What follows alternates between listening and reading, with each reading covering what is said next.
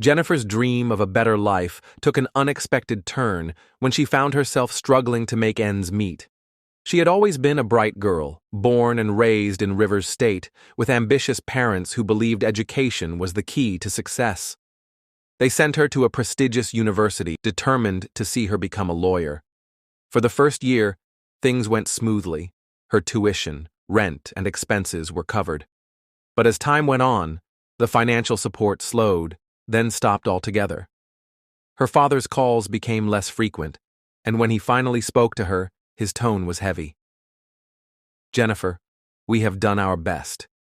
You're old enough to support yourself now. Find a way to help with your bills. We can't carry everything alone."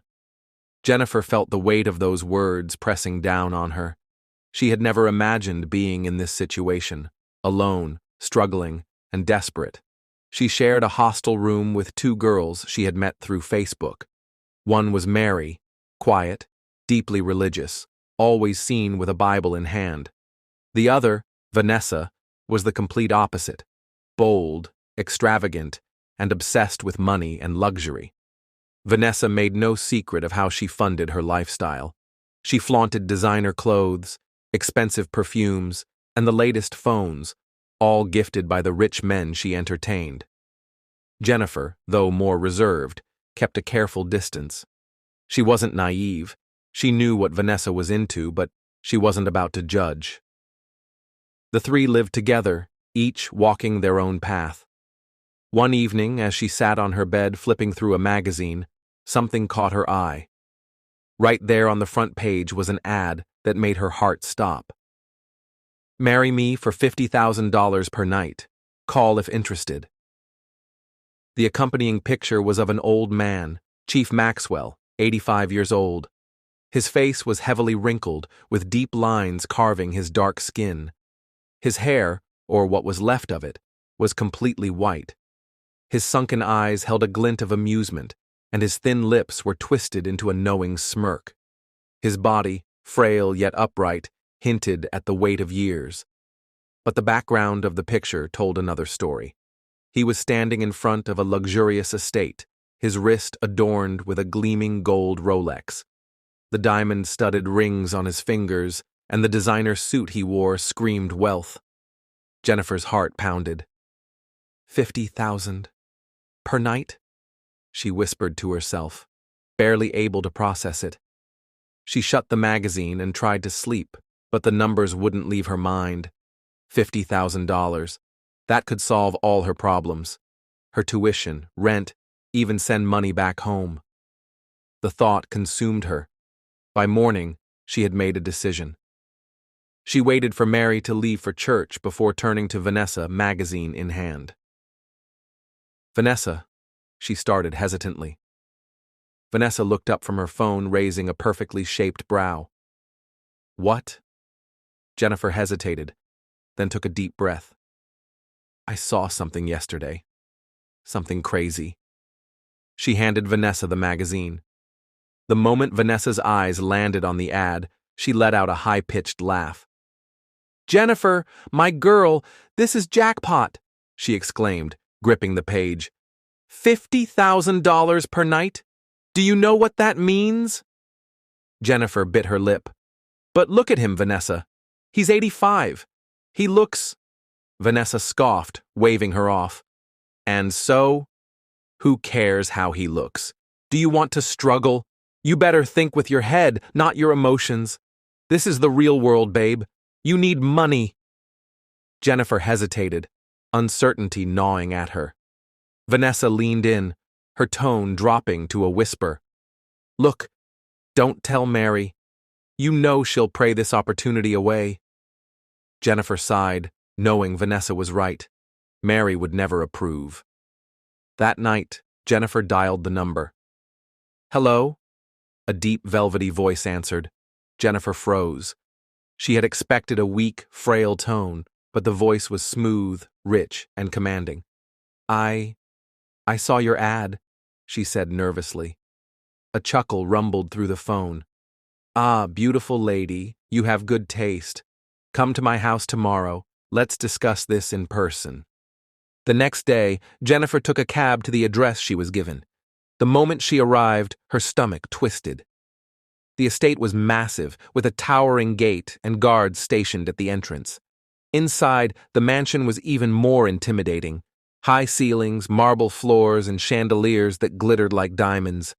Then she saw him, Chief Maxwell. He was dressed in all white, his gold accessories shining under the lights. Despite his aged face, he stood tall, his posture oozing confidence. His pocket was undeniably handsome, even if time had stolen his physical youth. "Ah, my beautiful bride has arrived," he said with a smirk. Jennifer swallowed hard.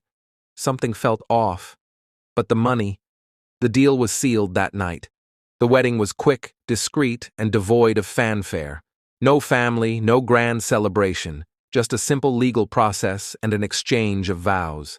Only Vanessa attended, beaming as if she were the one getting married. "Jennifer, you're set for life," she whispered excitedly. Jennifer forced a smile. She wanted to believe that. After the wedding, she packed her things and left her hostel, moving into Chief Maxwell's mansion. The luxury was overwhelming. Silk sheets, gold-plated fixtures, an endless supply of designer clothes. For the first time in her life, she didn't have to worry about money. But on her wedding night, she realized the terrible mistake she had made. Chief Maxwell grinned at her from across the massive bed, licking his lips. "Baby girl," he drawled, "it's time for your first payment." Jennifer swallowed hard. She braced herself, expecting a slow, tired embrace from an old man. Instead, what she got was unrelenting, unstoppable energy. Hours passed, then more. Jennifer's body ached, her mind screamed, "Chief, this is the 8th round. Are you sure you're 85? She gasped in disbelief. Chief Maxwell threw his head back and laughed. "Who told you I'm old?" "Call me Sugar Boy." Jennifer's stomach dropped. She had married a man whose pocket was handsome, but whose energy was endless. And now, she was trapped. Jennifer had grown used to her new reality, $50,000 per night and a life wrapped in unimaginable luxury. But with every passing night, the price she paid felt heavier. Chief Maxwell, despite his 85 years, never seemed to tire. His pocket was handsome, but his stamina was terrifying. Each night, he demanded more. The first time he went 15 rounds, Jennifer was sure she would die. Yet when she collapsed in exhaustion, drenched in sweat and gasping for breath, he simply sat up, completely unfazed. "Are you sure you are even human?" she had asked, her voice barely above a whisper. Chief Maxwell had only chuckled. "Get used to it, sugar girl. Now, here's your money." The thick envelope landed on the bed beside her, $50,000 in crisp dollar bills. And just like that, all the pain, all the suffering seemed to vanish. She had told herself it was temporary. She was saving up, waiting for the right moment to leave. Once Maxwell was gone, she would walk away rich, free. One evening, while Chief Maxwell was out, Jennifer wandered through the massive house, lost in thought. She had memorized every lavish detail, the gold chandeliers, the velvet drapes, the countless rooms. But something had always bothered her. There was one place Maxwell never allowed her near, his private study. Her heart pounded as she turned the knob, unlocked. Stepping inside, she scanned the dimly lit room. Shelves lined with books, a massive desk, and a grand chair that screamed power.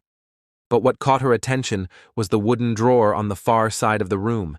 It was slightly open, almost inviting. She hesitated before reaching for it, her fingers trembling. As she pulled it open, her breath hitched. Inside, a collection of women's clothes, neatly folded, not just one or two, dozens. Each outfit had something attached to it, a picture, some young, some older, all different. Jennifer's fingers hovered over the garments, her stomach twisting. She picked up one, flipping the picture over. A smiling woman, beautiful, full of life. She reached for another, a different woman, a different face, same haunting smile. Her hands began to shake. Who were they? Before she could process what she was seeing, a deep voice cut through the silence. Who told you to touch that? Jennifer froze. A shadow loomed behind her. Slowly, she turned. Chief Maxwell stood at the doorway, watching her. His eyes were cold, unreadable. I was just... Stay away from this drawer, he said sharply, stepping forward. He grabbed the pictures, stuffing them back inside. Forget what you saw. Jennifer's stomach churned. Something was very, very wrong. And for the first time she feared she might never leave this house alive. Jennifer had never felt exhaustion like this before. Chief Maxwell had drained every ounce of her strength, demanding more than she ever thought possible. As she lay sprawled on the massive bed, barely able to move, he handed her a glass of what looked like juice.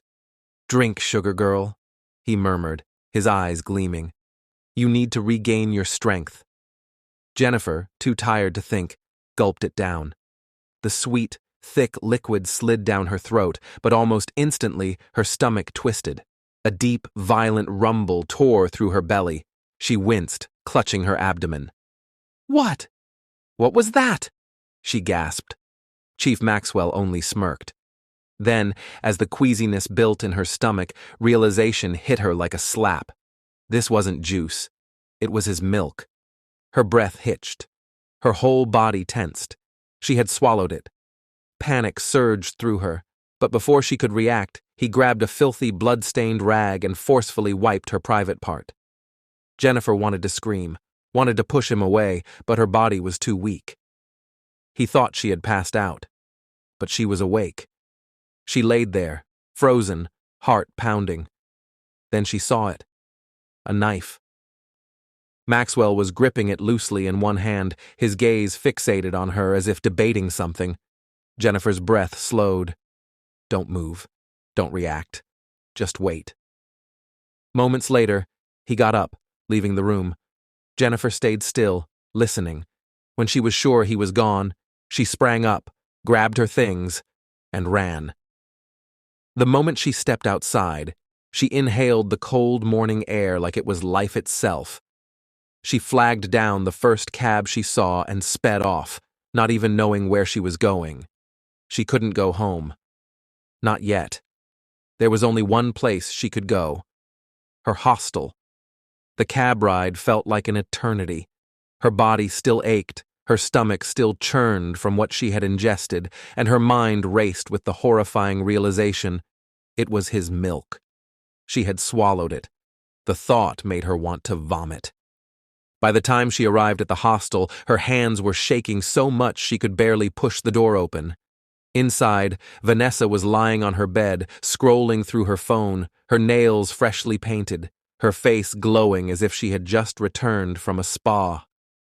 When she looked up and saw Jennifer, her expression changed. Jennifer? Babe, what's wrong? You look like you've seen a ghost, Vanessa said, sitting up. Jennifer couldn't hold it in. She burst into tears, her body collapsing onto the bed. Vanessa rushed over, shaking her lightly. Hey, what happened? Jennifer took deep, shaky breaths. Vanessa, I drank it. I drank his... Vanessa's brows furrowed. Drank what? Jennifer squeezed her eyes shut, whispering, his milk. Vanessa's eyes widened for a split second before she let out a loud, dramatic laugh. Wait. Girl, don't tell me you're crying over that. Are you serious right now? Jennifer shot her a look, her face still pale. You don't understand. He gave it to me, and I thought it was juice. Then, he wiped me with a bloody rag. Vanessa's laughter stopped. Jennifer saw the slight shift in her expression, but it disappeared just as quickly. Okay, that's a little weird, I won't lie, Vanessa admitted. But babe, listen, you can't leave now. Jennifer's stomach turned. What? Vanessa sighed, rolling her eyes. Jennifer, you're already in this deep. I know you're scared, but you need to be smart. You have to go back, at least get more money before you leave for good. Jennifer shook her head violently. Vanessa, you don't get it. He had a knife. I wasn't asleep. I just laid there. He thought I passed out. Vanessa grabbed her shoulders, shaking her lightly. Babe, think. You're almost there. 1 more month, maybe even a few more weeks, and you'll have enough to start over. Think about what you can do with that money. Start a business, leave the country, be set for life. Don't walk away empty-handed. Jennifer swallowed hard. The thought of returning made her skin crawl, but Vanessa's words wormed their way into her mind. She had sacrificed so much already. She was still broke. If she left now, what was all this suffering for? Her phone buzzed loudly on the bed. Chief Maxwell. Jennifer's breath hitched. Vanessa smirked. See? He's not even mad. He still wants you. Babe, go back, secure your bag, and then leave on your own terms. Jennifer stared at her phone, heart pounding. Jennifer was at a crossroads. The fear of losing her life weighed heavily on her, but Vanessa's words played on repeat in her mind. Go back, get more money, then leave for good. It made sense. What was the point of suffering if she left empty-handed? But something inside her refused to agree. Confused and desperate, Jennifer turned to the only other person she trusted, Mary. Later in the day, she found Mary sitting on her bed, flipping through her Bible. The moment she saw Jennifer's pale, distressed face, she frowned. Jennifer, what happened? Where have you been? Mary asked, concerned. Jennifer couldn't hold it in any longer. She collapsed onto the bed, her body trembling as she began to cry. Mary, I did something terrible. I don't know what to do. Mary's face darkened as she listened to Jennifer's confession. Every single detail. The marriage, the terrifying nights, the discovery of the clothes and pictures, the ritual with her underwear, and finally the moment she realized she had swallowed his milk. Mary gasped, her hands flying to her mouth. Jennifer, how could you do this? Jennifer sobbed harder, guilt consuming her. I didn't know. I was desperate, Mary. My parents stopped sending money. I had no choice. Mary shook her head firmly. You always had a choice. You should have trusted in God instead of chasing money through sin. Now look at where it has led you. Jennifer couldn't speak. She had no defense. Then, Vanessa stormed into the room. What is going on here? She demanded, her arms crossed. Mary turned to her sharply. Vanessa, you should be ashamed. Instead of helping Jennifer, you pushed her further into destruction. Vanessa rolled her eyes. Oh, please. What do you know, Mary? Are you the one paying her bills? Stop acting righteous. Righteousness is better than riches from the devil, Mary snapped. Jennifer, listen to me. Do not go back there. If you do, you might never come out again. Jennifer was torn. She turned to Vanessa, hoping for reassurance, but Vanessa only smirked. Don't listen to her, babe. You've already done it. Might as well finish strong. Jennifer's head spun. She needed answers. Mary took her hands. Come with me. We're going to my pastor. He'll know what to do. Jennifer hesitated, then nodded. She needed help. Real help. Mary took Jennifer to her church, where the pastor's eyes widened in shock the moment he saw Jennifer. You? He whispered. Jennifer frowned. Pastor, do you know me? The pastor sighed. Jennifer, you were once a member of this church before you stopped coming. We have prayed for people who were almost trapped by that man, but I never imagined you would be one of his victims. Jennifer's breath caught in her throat. He knew about Chief Maxwell. Pastor, please tell me the truth. Who is he? She asked, her voice shaking. The pastor took a deep breath. That man is not human. Jennifer felt her blood turn cold. The pastor continued. His spirit left him long ago. What lives inside him now is something else entirely. He does not age like normal men. He steals youth from the women he marries, using their vitality to keep himself strong and his wealth abundant. Jennifer felt dizzy. Had she been feeding his life with her own? She suddenly remembered how weak she had felt every morning, the unbearable exhaustion, the feeling of her energy being drained from her body. But there's more. the pastor added, his eyes dark with concern. Jennifer swallowed hard. What is it? The pastor's face tightened. Jennifer, you are pregnant. The world stopped. Jennifer sat frozen, staring at the pastor in disbelief. Pregnant? The word barely escaped her lips. Her hands trembled as she clutched her stomach. She hadn't even missed her period. How could this be? The pastor's face was solemn. Jennifer, this is not an ordinary pregnancy. It is spiritual. Jennifer's breath hitched. What do you mean? The pastor sighed deeply. You were not just sleeping with a man, Jennifer. You were sleeping with something that has defied human nature for decades. You have been spiritually marked. Mary gasped beside her, clutching Jennifer's hand. Pastor, what do we do? We must pray, the pastor said firmly. And we must fast. This is not something that can be solved by human hands alone. Jennifer, you must seek God's mercy. Jennifer collapsed to her knees. God, forgive me. Please don't let me suffer for this mistake. For 3 days, Jennifer fasted and prayed alongside the church. The pastor and church members held intense prayers, calling on God's mercy to break whatever evil covenant she had unknowingly entered. By the 3rd day, something inside her shifted. She felt lighter, like a heavy burden had been lifted, but her belly remained the same. Jennifer stared at herself in the mirror, her stomach slightly swollen as fear and frustration crept in. What kind of God is this? She muttered. They said I was delivered, but I'm still pregnant? What kind of deliverance is this? The pastor, sensing her doubt, held her hands. Jennifer, you must have faith. The spiritual realm does not work like the physical. In time, the truth will be revealed. But Jennifer was running out of time. People whispered about her in school. Mary was worried, and Vanessa was tired of hearing about it. You better look for a real solution, Vanessa told her one night. The church is too slow. Go and find someone who can actually help you. That was all Jennifer needed to hear. Turning to darkness, she left the church. Mary begged her not to. Jennifer, you don't use evil to fight evil, she warned. You've seen what that man is capable of. Running to a shrine will only make things worse. But Jennifer wouldn't listen. Vanessa, as always, was in full support. Church failed you. Try something stronger.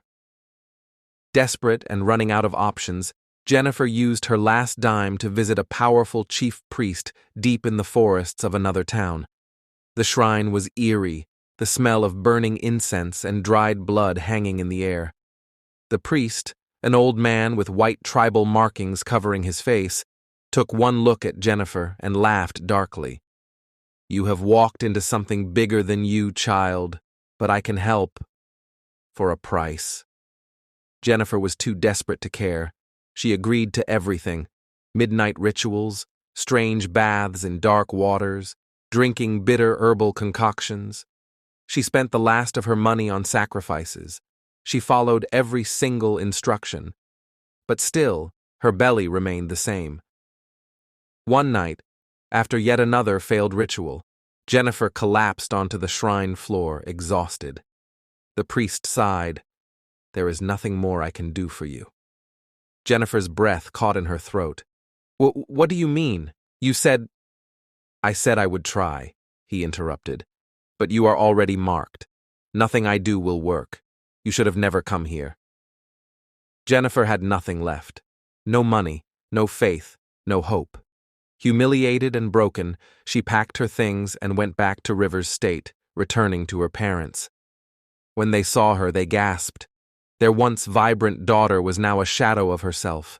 Her eyes were sunken, her skin was pale, her body was weak. Jennifer fell at their feet, sobbing. Mama, Papa, I messed up. I should have listened. Her parents held her, their own tears falling freely. We failed you too, my daughter, her father whispered. We pushed you into desperation. Jennifer wept harder, but it was too late. Her mother sat beside her bed, feeding her spoonfuls of water as Jennifer grew weaker and weaker. The pregnancy never grew bigger. Yet doctors saw nothing inside her, It was as if she was carrying emptiness. One night, as the rain poured outside, Jennifer reached for her mother's hand. "Mama," she whispered. Her mother wiped her damp forehead. "Yes, my child?" A tear slipped from Jennifer's eye. "I'm scared." Her mother sobbed silently. "Don't be, my child. God is merciful." Jennifer nodded weakly, but deep inside, she knew she wouldn't wake up the next morning. She turned to face the window, staring at the raindrops streaking the glass. She had chased wealth and found destruction. With a slow exhale, her body went still. Jennifer was gone. The lesson. Jennifer's story is a reminder that not all opportunities are blessings. What looks like an easy way out may be a trap that leads to destruction. If Jennifer had remained patient, she could have built her life the right way. And leaving God's path for the shrine only worsened her fate.